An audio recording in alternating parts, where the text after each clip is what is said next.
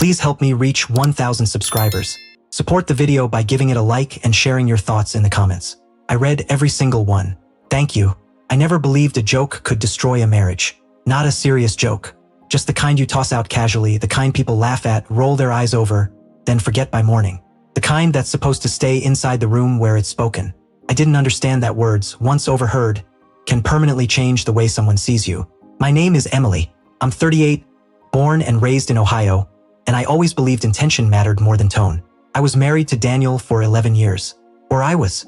Even now, I stumble over the tense, like my mind hasn't fully caught up with the quiet he left behind. Daniel was never the loudest presence. He didn't command attention or talk over others, but he listened, truly listened. He remembered details. My coworkers' names, my exact coffee order, the tune my mother hummed when she was anxious.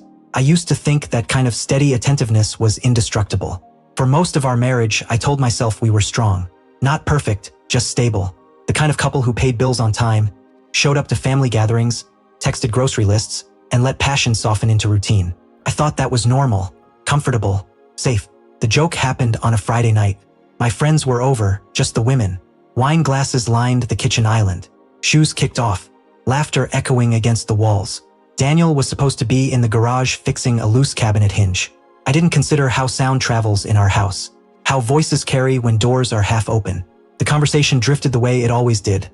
Work stress, relationships, complaints disguised as humor. Someone asked how things were going with Daniel.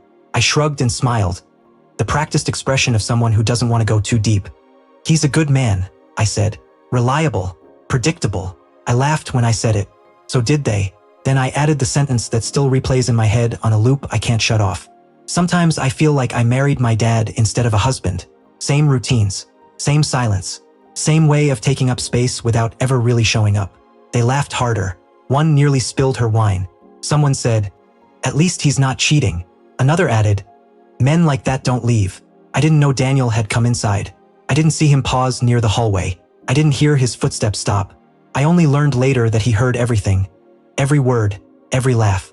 That night, he said nothing. He finished fixing the hinge. He washed the glasses after my friends left. He kissed my forehead before bed like he always did. I told myself that meant everything was fine. The next morning, he was quieter than usual. Not cold, just distant. I asked if he was okay. He said, "Yeah, just tired." I accepted it the way you accept small lies in a marriage, because questioning them feels exhausting. Over the next week, something shifted. Daniel stopped asking questions, stopped filling silences.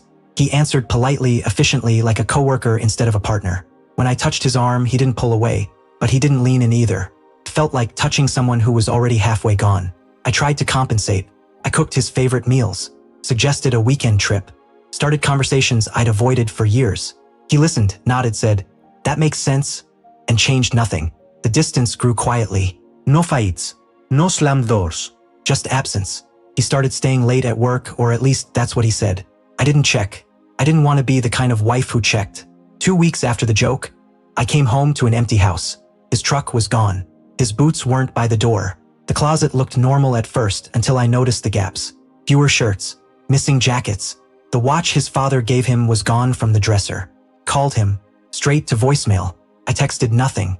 I told myself it was temporary, that he needed space, that he'd cool off and come back. Men always came back, right?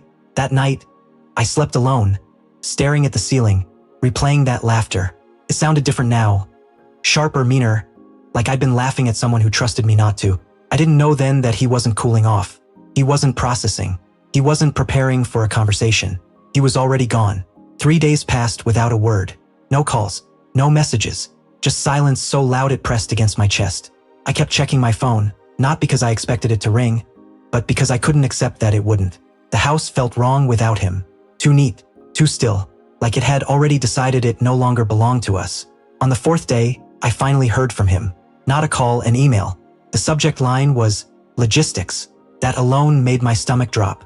He wrote the way he always did when something mattered.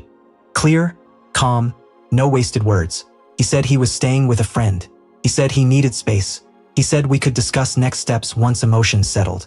No blame, no anger, not even sadness, just distance neatly typed.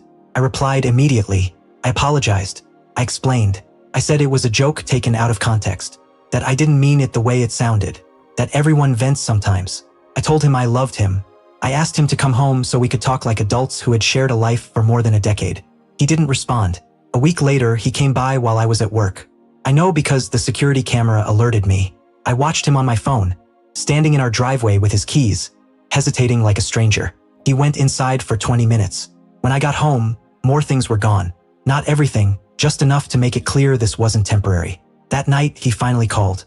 His voice was steady, almost gentle. Somehow, that hurt more than anger would have. He said he wasn't mad. He said he'd replayed that moment over and over. Standing in the hallway, listening to the woman he married describe him like a burden she tolerated, not a partner she respected. I didn't hear a joke, he said. I heard how you really see me. I tried to interrupt. He asked me not to. He told me he'd spent years trying to be dependable. Believing consistency was love. That showing up quietly mattered. That being solid would be enough. Hearing me laugh about him and hearing my friends laugh with me did something he couldn't undo. I realized I'd been shrinking myself to fit into a role you'd already outgrown, he said. And you didn't even notice. I cried. I begged. I said people say stupid things around friends. I promised counseling, change, anything. He listened. Then he said the sentence that ended everything. I don't want to convince someone to value me. There was no cruelty in it, just certainty. Over the next month, we handled things the way adults do when the emotion has burned out.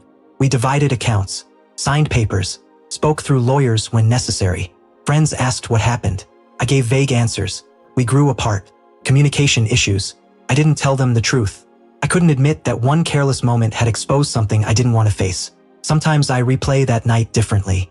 I imagine stopping before that line, choosing a softer laugh, akin to truth. But even as I do, I know it wouldn't have changed how I felt then. It would have only delayed what was coming. I ran into Daniel 6 months later at a grocery store. He looked different, lighter, not obviously happier, but steadier, like someone who'd finally stopped questioning his worth. We exchanged polite words. No bitterness, no nostalgia. Just two people acknowledging a shared past that no longer belonged to either of us. As he walked away, I understood something painful and necessary. He didn't leave because of a joke. He left because a joke revealed a truth I'd been too comfortable ignoring. What I thought was harmless honesty sounded to him like permission to leave a place where he wasn't respected. I'm not telling this to make myself the victim. I wasn't. I wasn't malicious either. I was careless. And carelessness can be just as destructive. People think relationships end because of big betrayals. Affairs, screaming matches, explosive fights. Sometimes they end quietly, in kitchens filled with laughter that isn't meant for the person who loves you most. If I've learned anything, it's this. How you talk about someone when they're not supposed to hear you matters more than how you speak to them when they are. Because eventually, silence has ears. And once respect is gone, love doesn't argue. It simply leaves.